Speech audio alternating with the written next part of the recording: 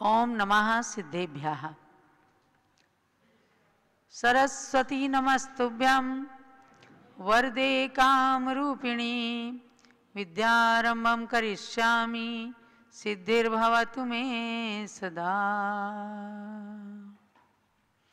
सिद्धं शुद्धं प्रणमीय जिनेन्द्रवर्णेमि चन्द्रमकलङ्कं गुणरयणभूषणोदयं जीवस्य परोवणं वोच्छम्। जलो आदि ब्रह्मा ऋषभ देव भगवान की जय। नेमिनाथ भगवान की जय। द्वादशांगमयी सरस्वती माता की जय। आचार्य श्री नेमिचंद्र सिद्धांत चक्रवर्ती महाराज की, गोमठ सार ग्रंथ राज की जय।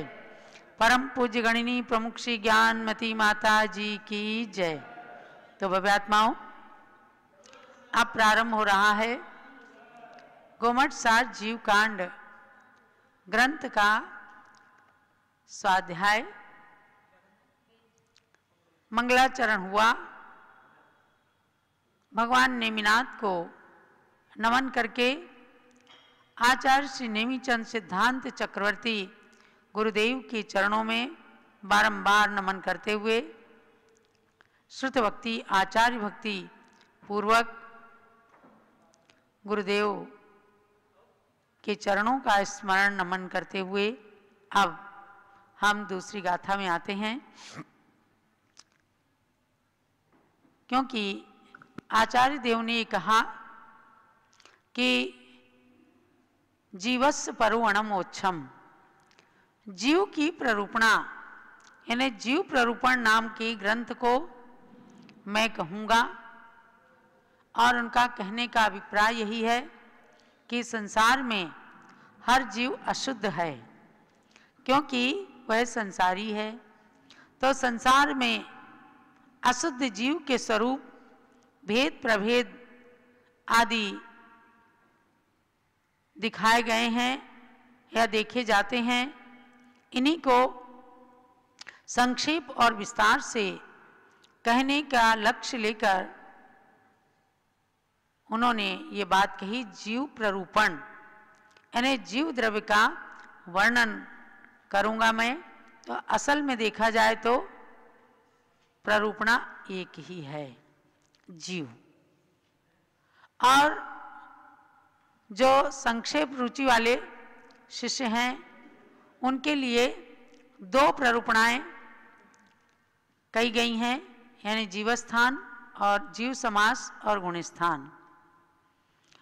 और जो मध्यम रुचि वाले शिष्य हैं उनके लिए 20 प्ररूपणाओं का कथन किया जा रहा है। यानी विशेष जिज्ञासुओं के लिए 20 प्ररूपणाओं का कथन करते हैं। उसी को दूसरी गाथा में कहते हैं कि प्ररूपणा कितनी है।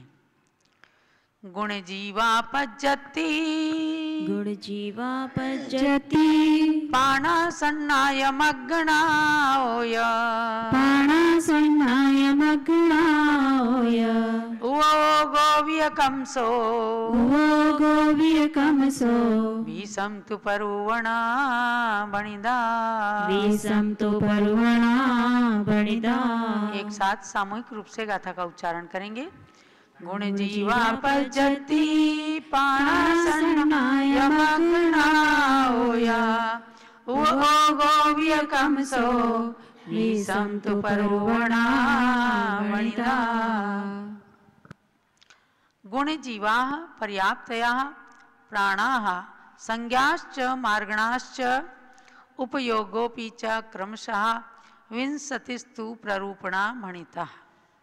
यानी इस गाथा के माध्यम से आचार्य देव ने कहा कि 20 प्ररूपणाएं होती हैं। प्ररूपणा का मतलब क्या हुआ? कथन करने की शैली, यानी प्ररूपण माने कथन, वर्णन, निरूपण, प्ररूपण करना प्ररूपणा है। वह प्ररूपणाएं 20 तरह की, यानी 20 तरह से जीव द्रव्य का, जीव तत्व कह लो जीव पदार्थ कह लो, इनका वर्णन किया जा रहा है। तो गुण स्थान, जीव समास, पर्याप्ति, प्राण, संज्ञा, ये कितने हुए? 5 और 14 मार्गणा। तो 14 5 19 और 1 उपयोग। इस प्रकार से 20 प्ररूपणाएं जो पूर्वाचार्यों ने षट खंडागम आदि ग्रंथों में बताया है, उन्हीं 20 प्ररूपणाओं का कथन करने के लिए इस गोमठ सार जीवकांड ग्रंथ की रचना आचार्य श्री नेमी चंद्र सिद्धांत चक्रवर्ती ने किया। 734 गाथाओं में रचित उस गोमठ सार जीवकांड ग्रंथ को हम सभी लोगों को पूज्य माता जी ने बचपन में पढ़ाया और हमने उसकी परीक्षा देकर शास्त्री का कोर्स उत्तीर्ण किया। वर्तमान में संक्षेप रुचि शिष्यों के लिए केवल 173 गाथाओं का संकलन करके ये पुस्तक गोमठ सार जीवकांड सार के नाम से दी गई है, जिसके अंदर आप सभी संक्षेप में 20 प्ररूपणाओं की बात को जानेंगे। यानी आप समझ लें कि इस पुस्तक के अंदर, इस ग्रंथ के अंदर 20 अध्याय हैं। 20 अध्याय 20 प्ररूपणाओं के लिए हैं। तो पहली प्ररूपणा क्या है? गुणस्थान, दूसरी जीव समास और तीसरी प्ररूपणा है पर्याप्ति, चौथी प्राण, पांचवी संज्ञा और छठी उपयोग और इसके साथ 14 मार्गणा। मार्गणाओं को बहुवचनांत किया है तो 14 भेद उनके करके उसमें 6 मिलाए गए तो 20 प्ररूपणाएं हो गई हैं। इनका प्ररूपणा नाम इसलिए दिया गया है कि इन्हीं के द्वारा अथवा इन विषयों का आश्रय लेकर के इस ग्रंथ के अंदर जीव द्रव्य का प्ररूपण किया जाएगा। देखो, सबसे ज्यादा महिमाशाली जीव है, आत्मा है, और उसी को भगवान आत्मा के रूप में प्राप्त करने के लिए ही ग्रंथों का अध्ययन किया जाता है।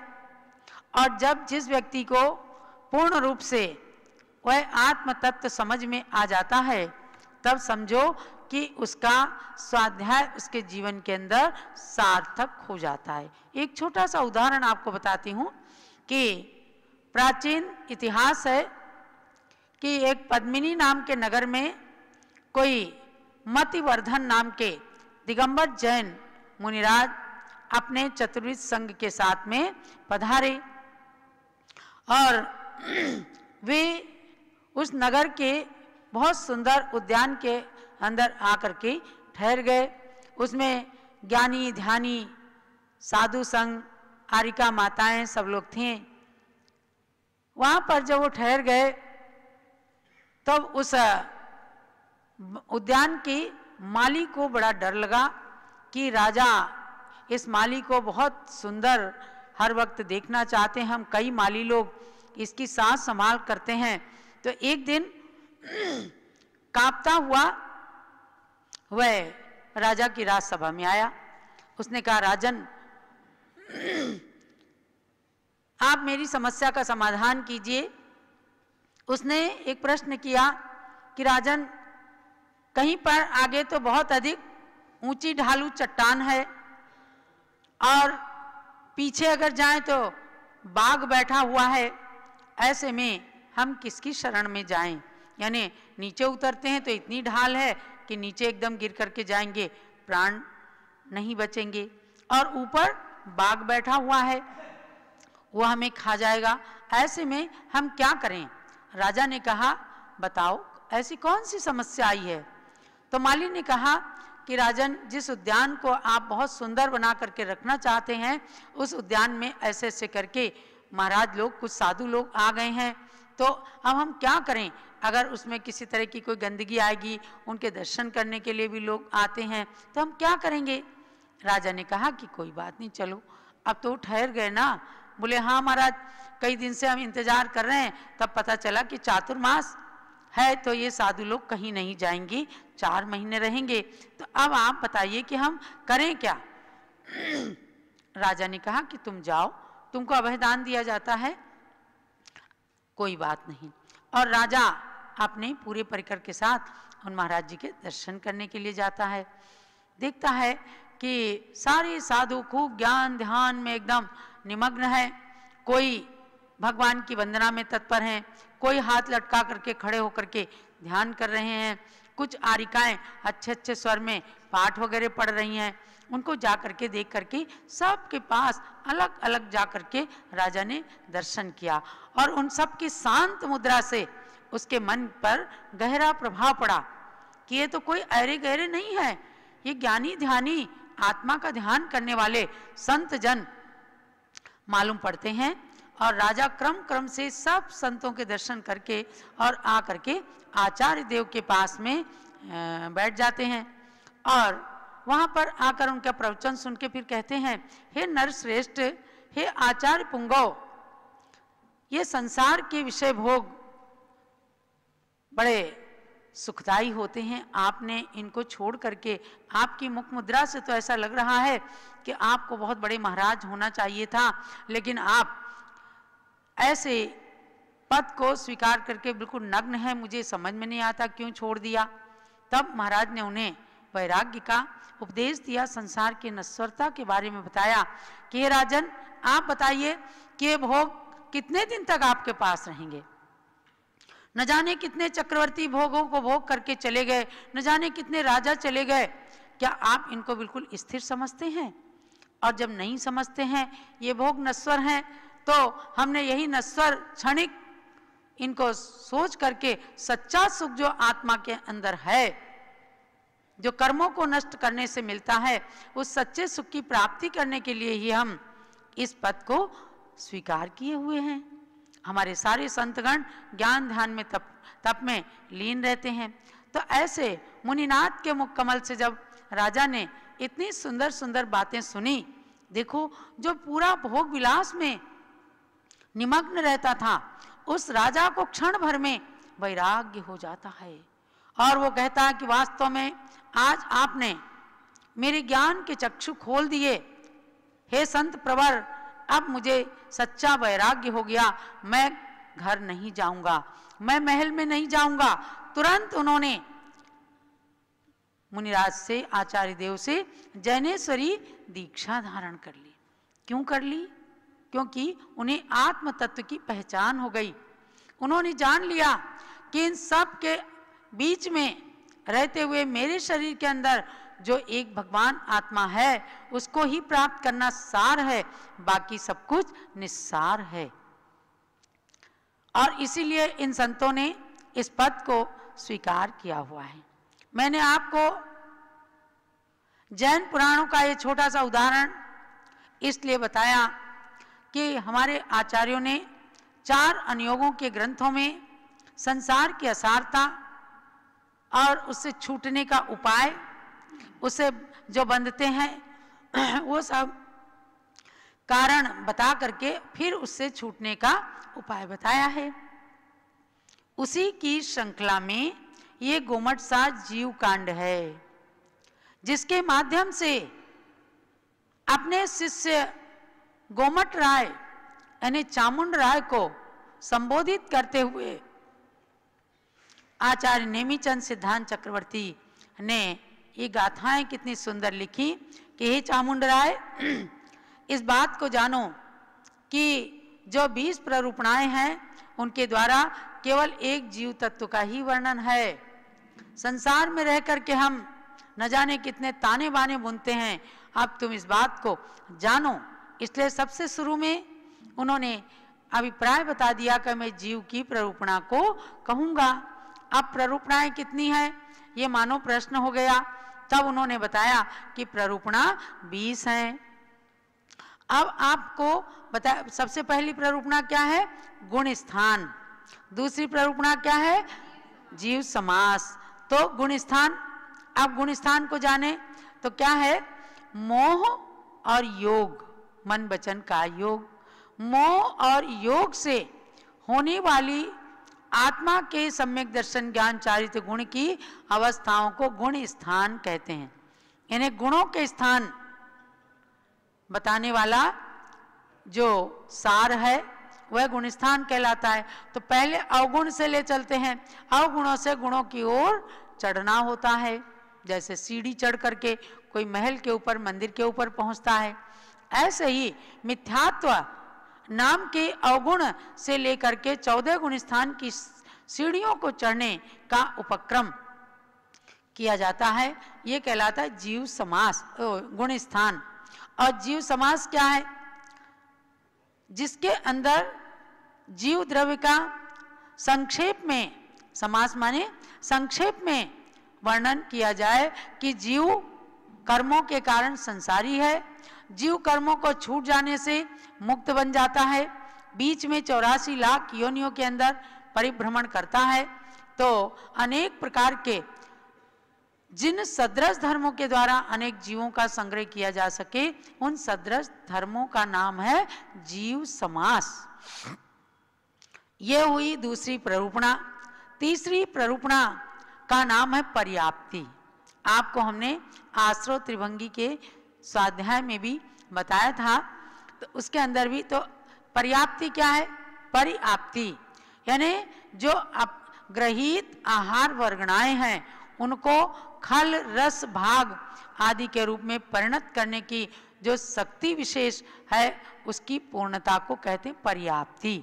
कोई जीव समूर्छन जन्म लेता है या कोई जीव गर्भ में आकर के 9 महीने के बाद जन्म लेने वाला है, तो जैसे वह पानी का बुलबुला बन करके और माँ के गर्भ में जीव आता है, उसी समय अंतर मुहूर्त के अंदर उसकी आहार वर्गणा, आहार माने केवल खाना पीना ही नहीं है, शरीर को बनाने की जो वर्गणाएं होती हैं वो आहार वर्गणा कहलाती हैं। आहार, नौकर्माहार, ओजस आहार, ये सब आहार वर्गणाएं होती हैं। उनको खल रस आदि भाग रूप से परिणत करने की जब उसके अंदर शक्ति आती तब जाके आगे बढ़ता है, तो उसको कहते हैं पर्याप्ति। ऐसी सूक्ष्म अवस्था का वर्णन केवल ज्ञानी ही कर सकते हैं। आपको कोई डॉक्टर नहीं बता सकते कि अब गर्भ के अंदर जीव की पर्याप्ति पूर्ण हो रही है। वो आपको ये बता सकते हैं कि 3 सप्ताह के अंदर इतना ग्रोथ हुआ है और अब आपके अंदर गर्भ बढ़ने लगा है। लेकिन ये सिद्धांत की बातें जैन धर्म बताता है। ऐसे ही प्राण है जिनका संयोग रहने पर ये जीता है और वियोग होने पर कहते हैं ये मर गया। इस तरह का जीव में जिनके द्वारा व्यवहार होता है उसको कहते हैं प्राण। समझे ना? हमारे और आपके पास भी प्राण है। ये जितनी चीज बताई जा रही हैं वो सब आपके पास भी हैं, हमारे पास भी हैं। तभी जीव की प्ररूपणाओं का कथन किया जा रहा है कि इसको आप जानें। तो जब कोई जीव मर गया तो समझो कि उसके प्राण चले गए। आत्मा नहीं मरती। जो प्राण है 5 इंद्रियां काम करना बंद कर देती हैं। मन बल, वचन बल, काय बल काम करना बंद कर देते हैं। आयु और श्वासोच्छ्वास, आयु खत्म हो जाती है, श्वासोच्छ्वास लेना बंद हो जाता है। बस इसी स्थिति का नाम होता है मरण। और ये 10 चीजें रहती हैं जब, तो कहते हैं हम जी रहे हैं, माने हमारे पास 10 प्राण हैं, तो ये प्राण कहलाते हैं। ये भी प्ररूपणा है। अब आगे है संज्ञा प्ररूपणा। संज्ञा मतलब आहार आदि की वांछा, आहार, भय, मैथुन, परिग्रह, ये संज्ञाएं कहलाती हैं। सम ज्ञायते, समीचीन रूप से जिनके द्वारा जाना जाता है। कोई चीज देखी एकदम भयंकर, डर गए, ये भय संज्ञा है। स्त्री को पुरुष में, पुरुष को स्त्री में रमण करने की जो इच्छा होती है, ये मैथुन संज्ञा है।